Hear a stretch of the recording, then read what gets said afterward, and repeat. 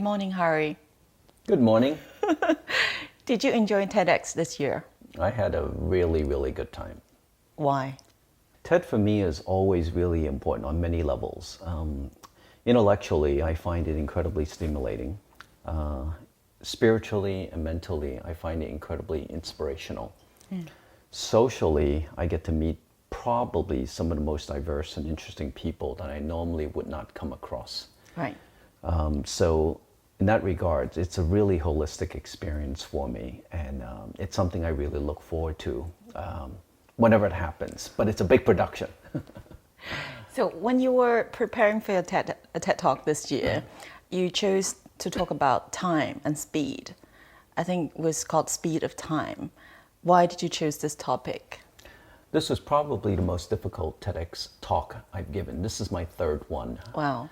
And in the past, first of all, the format was longer. It was 18 minutes, which in itself was already very challenging. Yeah. But to do it in 3 to 4 5 minutes is even more succinct and concise. As a result, you have to be very, very clear about your points and what you want to say.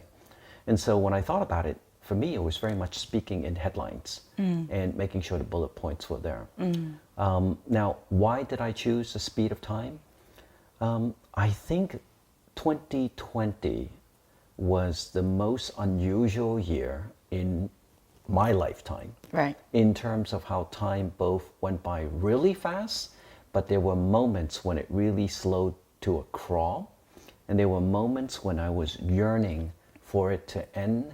Right. And there were other moments when I couldn't believe it just flew by. Right. So I was very, very introspective about the impact of the year for me. And so I thought the theme appropriately for me was how time at some moments was fast forward, and then there were moments when it just kind of crawled. Right. Yeah. Right. Did you ever thought about for you as a person, are you more leaning onto emotional or rational? So it's a great question. It's a great question. Right. First of all, I'm lefty, so but Yes, you're left-handed. yeah, True. I'm left-handed. So but I play some sports with my right hand, and I play other sports with my left hand. I grew up writing a lot with my left hand, but my parents forced me to write with my right hand. Really? Yeah. And as I was growing up younger, I was probably a little bit more analytical. But then during high school and college, I became a lot more intuitive and emotional. And now as I get older, I find myself going back to being a little bit more analytical. Right. So I guess net, I'm a little bit whole brain. Yeah. And then that's why I guess I have been in businesses that are also creative. Now, I always ask myself, am I a creative person in business, or am I a business person with a creative side? Yes. And so this used to be a conundrum, but now it's kind of, this is me. Right. Yeah. Right. So, because it's TED Talk, so I have to ask which person or which TED Talk was your favorite this year? This year, my favorite speaker was definitely Dr. Han. I see. The Harvard robotics professor. Because James also mentioned him. Okay, second. Oh, okay. No. I'm just kidding. No problem. Second one. Talk about Han. No, I could talk about both. Okay. My second one good, also. Good. Yeah. So Dr. Han for me was the most inspirational because obviously the work that he's doing is so impactful for the needy. And I think helping the underdog is something that I'm passionate about. So I found his speech really moving and innovative and inspiring. So absolutely number one. Right. My other favorite speaker was definitely the young child, Harry. I see. I liked him because, first of all, I also have 3 kids. And you also named Harry. Yes, Harry and Harry, little Harry. Little Harry was also one of my favorite speakers because I thought he was able to very, very succinctly tell the world what it is like to be looking at the world from the eyes of a 10-year-old.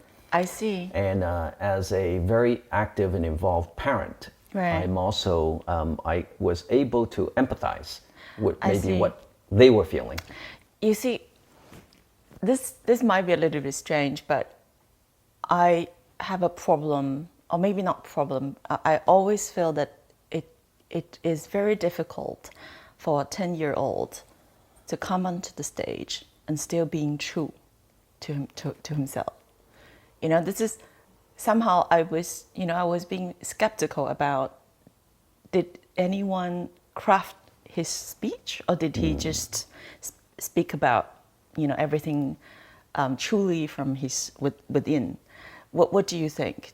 How do you perceive someone is telling you the truth, or someone so natural, or someone is, giving you presentations, because you look at people presenting to you all the time. How do you see the authenticity from a person? Related to Harry or related to Related anybody? to Harry, well, starting from Harry, and then related to anyone who who you come across. Wow. Wow, great question. Thank you. I guess this is the dimension Yeah. that is really hard to quantify. Yeah. As far as Harry's concerned, I felt that yes, perhaps the parents may have helped with Yeah. the wordsmithing, Yes. but I thought the ideas were very much a 10-year-old's point of view. The idea that if I do 10,000 hours of this and Yeah. only this, I will be quite one-dimensional. Yes. Second of all, the idea that if I only did this, I would be a pretty boring person, Right. is also a child's reaction that my kids would say to me. So I thought the messages were very real and believable. Okay. Yeah. Now, Yeah. I'm sure, as we all do, want to make sure that our close friends, our children, our close ones and loved ones Yes. look good and present the best they possibly can. Yeah. Now, to your question about how can you tell whether something is real or Yeah. not? Yeah. I think it comes down to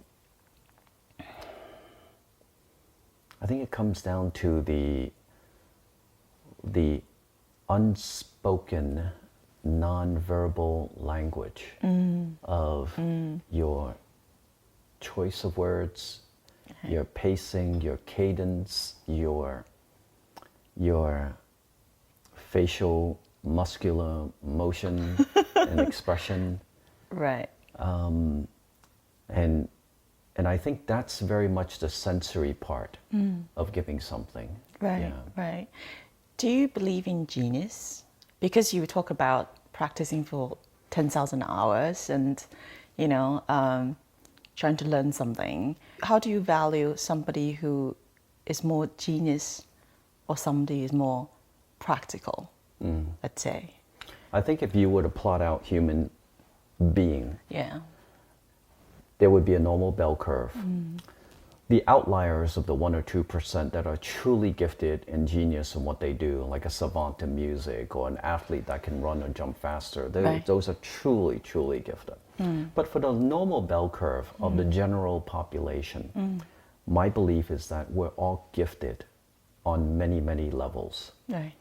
And those gifts are just sort of what you have been born with, and the genetic code gave you this luck of the draw. Now the question and challenge is, do you have the right environment or the fortitude and the self-discipline to make Right. the most of it? Right. So therefore, like if you ask me, will I ever be a rocket scientist or nuclear physicist? Right. I could put 10,000 hours in, but I won't get there. Right. Right. It's just not Understand. my thing. However, but if you ask me to do something that I have a bit of gifts or fortitude in, Right. 10,000 hours would make my results exponentially higher. Yes. Yeah.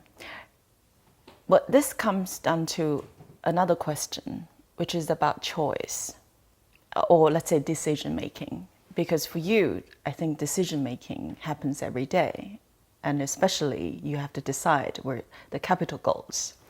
So, how do you make decisions? It's a general question, but try this one with me. Sure, sure. So, how do I make decisions? I think decision making happens on different levels. First of all, it happens on the individual level, and then it happens on the amount of information that you have, particularly relevant to that situation. And then thirdly, it is the combination of those two factors. So what do I mean by that, right? So Francis, if I ask you a couple of questions, right? Are you somebody who likes a lot of information or very little information? Or are you somebody who is more emotional, analytical, intuitive, or judgmental, right? ENTJ, typical Myers-Briggs. Yes. Because first it begins with that. What kind of people are we, and our history, our experience, our education background, all formulates and puts together the person that is you. And you will at times behave a certain, make decisions based on a certain style, which we call a dominant style. I see. And then you also have a backup style. I see. Which you will occasionally lapse into. So that's one dimension. Right. Okay. Second of all, how do you make decisions? I believe that we're headed towards a world of data insanity. Right. Information insanity. So overloads. And on any given topic, you're going to have a million tons, or you're going to have a massive amount of information that you're going to be able to access. Right. So fundamentally, it comes down to, do you believe this is 5 or this is 5? I see, I see. And so that's going to be something that you're going to have to use your judgment on. Right. The art and the science of decision making will come into play in that matter. Great theory, actually. Great. Okay, so tell us the next trend. Next trend. Yes. For instance, we talked about earlier on. We talked about cars, right? Electrical cars that you've missed once in the past for your investment opportunities. But I made it up with autonomous driving. I know. You wouldn't miss anything. You'll miss a few in life, but you hope to catch a few others. Well, that's the power of being an investor, wouldn't you say? Okay, so because I think about, when I think about internet, when I think about data, this is already above individual, and this has already made us so equal with people around us. No matter you are famous or ordinary, you have such an opportunity today. But what would you see for the next coming up would bring us to the next level of humanity?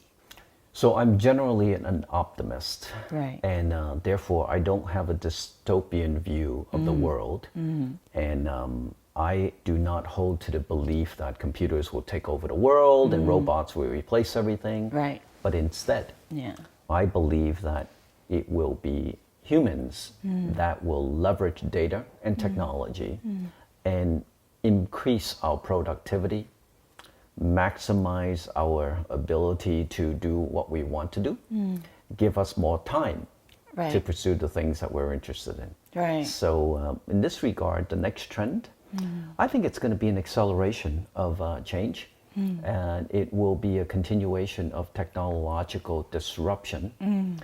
But that's also something I'm not afraid of. Right. Because I think change is inevitable, constant, and will only get faster and faster. Right. So the question is, I think a lot of people think about what they're going to lose rather than what they stand to gain with all of the changes that are coming. And when you embrace that philosophy, then the future actually, in my opinion, is bright. Great. And last but not least, between the past, now, and future, where are you? Both professionally and emotionally. Yeah. That's a great question. Thank you. Where am I? I think the past is what will always shape me into the person that I am. I try to live in the present as much as I can, but the future is what gives me hope and drive and optimism. The challenge in life for me is always to try to balance the three. We try to let go of our past and let go of the bad, hold on to the good, so that we can make the most of the present. The future will always give you challenges and opportunities. So I think life is about making these choices to figure out how you can be in the present, but at the same time embrace the future to come. Because you have 3 children, but you are also very much a self-developed, in a self-developed kind of spirit. Do you sometimes feel that yourself is competing with young people? You know, how do you balance that? Are you afraid of young people, or how do you give them your love and your, let's say, your experience, and trying to help, but at the same time being kind of invisible?